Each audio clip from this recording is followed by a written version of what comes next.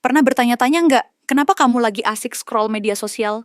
Tiba-tiba kok banyak banget yang ngomongin hal yang sama? Kayak kemarin pas Ferry Irwandi yang berani bongkar dalang di balik demo. Baru aja semalam gue udah ngebantu tugas intelijen pemerintah Republik Indonesia.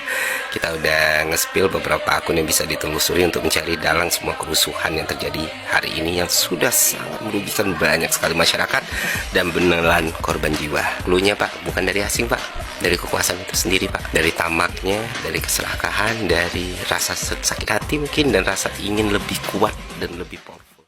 Jerome Pauline yang curhat ditawari jadi buzzer 150 juta, sampai Salsa Erwina Huta Galung yang tantang anggota DPR debat. Halo teman-teman sebangsa setanah air, aku mau kasih update. Jadi 18 jam setelah aku tantang debat Ahmad Syaroni, ini beberapa. Kenapa sih mereka jadi target? Dan kenapa kok ramai banget yang ngebully atau ngedukung seolah ada yang ngatur?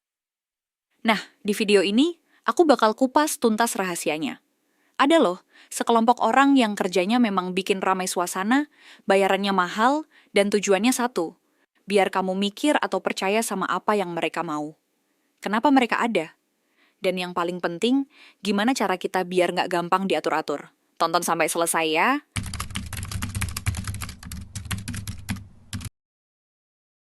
Coba bayangin, punya mainan robot yang bisa gerak dan ngomong sesuai perintah. Mainan ini bisa banyak banget, jumlahnya ribuan. Nah, buzzer itu mirip sama mainan robot itu.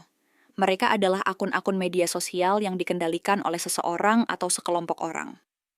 Tugas mereka simple, ngomongin satu hal yang sama berulang-ulang, bareng-bareng dan dalam waktu yang cepat.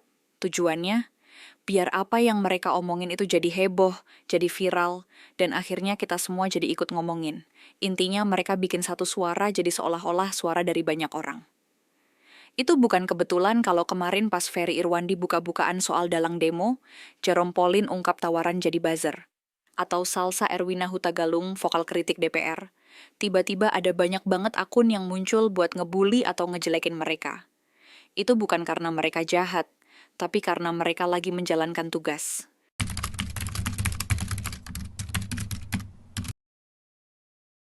Sekarang mari kita jawab pertanyaan paling penting. Kenapa buzzer ini ada? Kenapa ada orang yang mau bayar mahal buat bikin keramaian di internet? Jawabannya cuma satu, kendali. Mereka yang punya uang atau kekuasaan butuh mengendalikan cara kita berpikir. Buzzer ini adalah alatnya. Ada beberapa tujuan utama mereka, dan aku akan jelaskan sesederhana mungkin. Yang pertama yaitu untuk menutupi masalah. Anggaplah ada satu berita buruk tentang seseorang atau satu perusahaan. Biar berita itu nggak ramai, mereka bayar buzzer untuk bikin berita lain jadi viral. Buzzer bakal rame-rame nyebar gosip lain, atau bikin video lucu atau apapun biar perhatian kamu pindah. Yang kedua, untuk menyerang musuh. Buzzer juga dipakai untuk membunuh karakter seseorang. Contohnya kayak kasus Ferry Irwandi, Jerome Pauline, dan Salsa. Suara mereka bisa dianggap bahaya buat pihak tertentu. Jadi biar suara mereka nggak didengar lagi, para buzzer ini dikerahkan buat ngejelekin mereka, nyebarin hoax, atau bikin mereka terlihat bodoh. Tujuannya, biar kamu nggak percaya lagi sama mereka. Yang ketiga, untuk promosi. Nggak cuma hal negatif, buzzer juga bisa dipakai buat promosi. Contoh, biar satu produk jadi laku, atau biar satu politisi jadi populer. Mereka bakal rame-rame bikin konten positif, seolah-olah produk atau politisi itu memang disukai semua orang.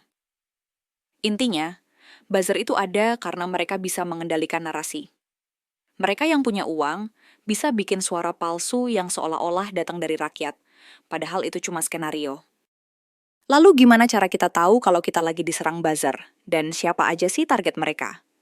Target utama buzzer itu biasanya mereka yang punya pengaruh besar. Orang-orang yang bisa bikin banyak orang lain ikut berpikir. Ferry Irwandi yang bongkar dalang di balik demo, Jerome Pauline yang berani tolak tawaran buzzer, sampai Salsa Erwina Huta Galung yang lantang kritik tunjangan DPR. Mereka adalah contoh sempurna. Mereka bukan politisi, tapi punya suara yang didengar jutaan orang. Itu bahaya buat pihak yang takut dikritik. Ciri-ciri serangan buzzer yang bisa kamu lihat. Yang pertama yaitu komentar seragam. Kalau kamu lihat di kolom komentar, tiba-tiba banyak banget komentar yang isinya sama, copy-paste, atau narasi yang mirip-mirip. Yang kedua yaitu akun baru. Akun-akun yang ikut menyerang biasanya akun baru, yang foto profilnya nggak jelas, dan isi postingannya cuma tentang satu topik itu-itu saja. Yang terakhir yaitu serangan pribadi.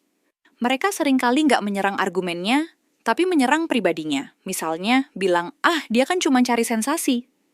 Atau, sok jagoan, padahal ngomong doang. Ini tujuannya biar kamu jadi benci sama orangnya, bukan nggak setuju sama idenya. Pola ini berulang, dan seringkali tidak masuk akal. Ini menunjukkan bahwa mereka tidak berdebat, melainkan hanya menjalankan perintah untuk menjatuhkan lawan. Sekarang ini bagian paling penting. Kamu harus dengarkan baik-baik. Gimana cara kita bikin para buzzer ini jadi nggak berarti? Gimana caranya supaya mereka nggak bisa lagi mengendalikan pikiran kita? Yang pertama, kamu harus pikirkan why-nya. Sebelum kamu percaya atau ikutan komentar, tanya dulu ke diri sendiri. Kenapa tiba-tiba isu ini ramai banget? Kenapa mereka tiba-tiba ngejelekin orang itu? Kamu harus cari tahu kenapa, jangan langsung telan mentah-mentah. Yang kedua, kamu harus cek sumber berita. Jangan cuma baca judulnya. Klik beritanya, baca sampai selesai, dan cek apakah sumbernya terpercaya. Kalau infonya cuma dari akun nggak jelas, jangan langsung percaya. Yang ketiga, kamu jangan ikut komentar negatif. Kalau kamu lihat ada serangan buzzer di kolom komentar, jangan ikut-ikutan. Jangan terpancing emosi, biarkan saja, karena semakin kamu tanggapi, semakin mereka senang. Yang terakhir, kamu harus dukung. Mereka yang berani bersuara.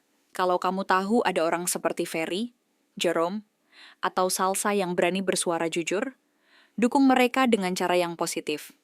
Bagikan konten mereka, subscribe ke channel mereka, atau berikan komentar yang membangun. Dengan begitu, suara mereka akan lebih kuat dari suara buzzer.